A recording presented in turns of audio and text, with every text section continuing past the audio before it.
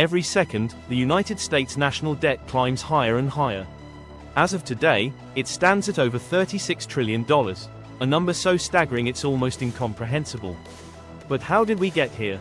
What does it mean for our future? And can we stop this ticking time bomb before it's too late?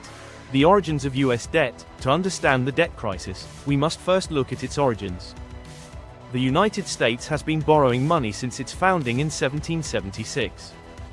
In the early years, borrowing was relatively modest, but the scale of borrowing exploded in the 20th century. Wars, social programs, tax cuts, and economic crises have all contributed to the ballooning national debt. The first major spike in debt came with the Civil War in the 1860s. The government had to borrow large amounts of money to fund the war effort. The debt increased again during the Great Depression of the 1930s, as the government sought to stimulate the economy with New Deal programs. But it wasn't until World War II in the 1940s that the debt truly surged. To fund the war, the US borrowed massively, and the national debt reached an all-time high. However, the post-war economy grew rapidly, and by the 1950s, the debt as a percentage of GDP began to shrink, as the economy expanded faster than the debt itself. The post-war growth and debt reduction. After World War II, the US experienced a period of unprecedented economic growth. The rise of American manufacturing, coupled with the post-war boom in global trade, helped reduce the national debt relative to GDP. This period of growth made the high levels of debt sustainable, at least in the short term. Fast forward to the 1980s, and we see a new pattern of borrowing.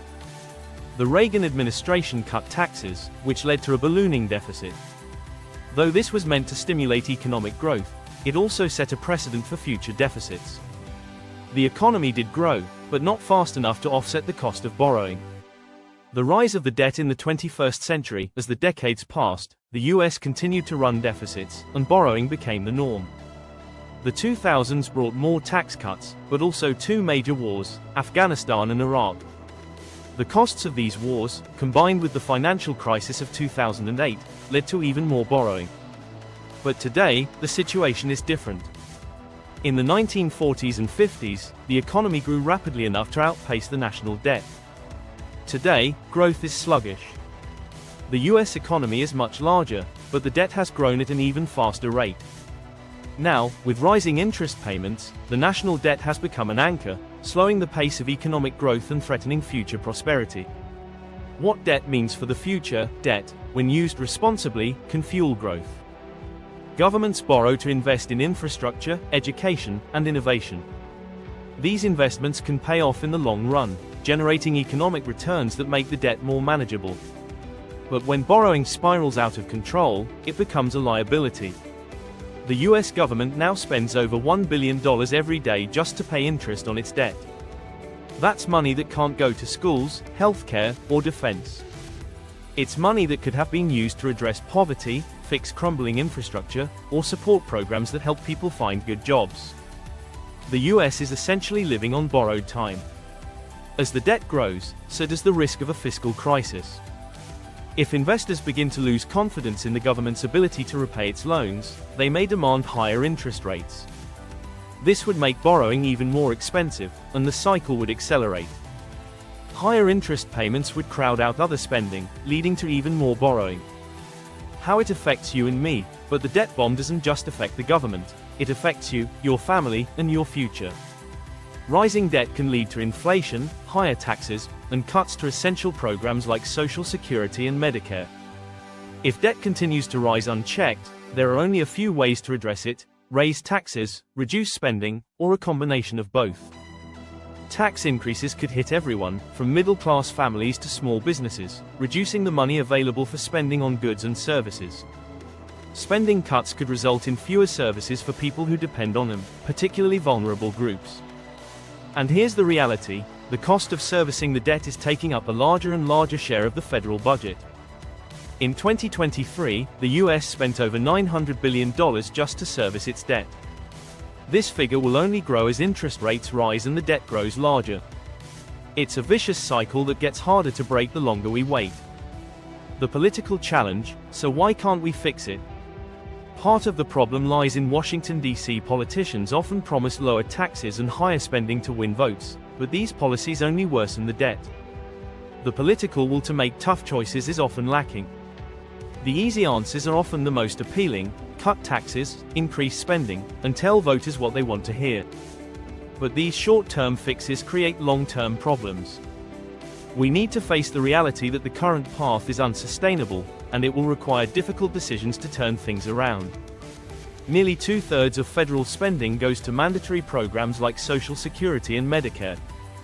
These are promises made to past generations, and they must be honored. However, these programs are growing at an unsustainable rate.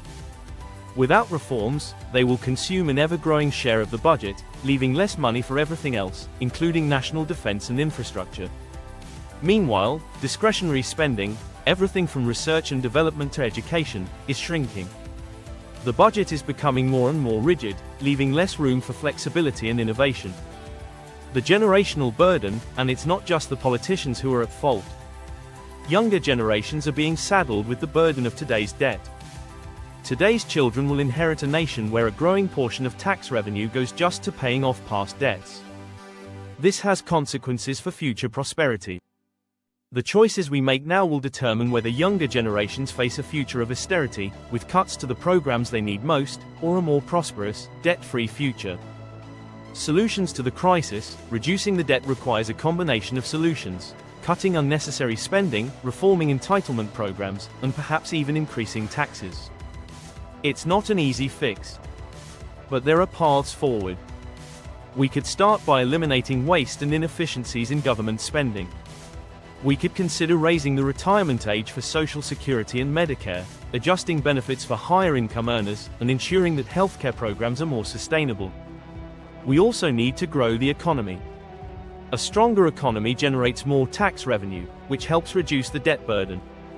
Innovation, investment, and education can pave the way to a brighter future. Policies that encourage entrepreneurship, technological advancement, and infrastructure development could boost economic growth and provide more resources to tackle the debt. But we must act now. Every year of inaction makes the problem harder to solve. The longer we wait, the more painful the solutions will become. The time to act is now. The US debt is a ticking time bomb, but it's not too late to defuse it. The question is, will we have the courage to do what's necessary? If we act responsibly now, we can put the US on a path to fiscal sustainability and economic growth. But the longer we delay, the higher the cost, both in terms of dollars and in terms of lost opportunities. The future is in our hands. Let's make it one worth passing on.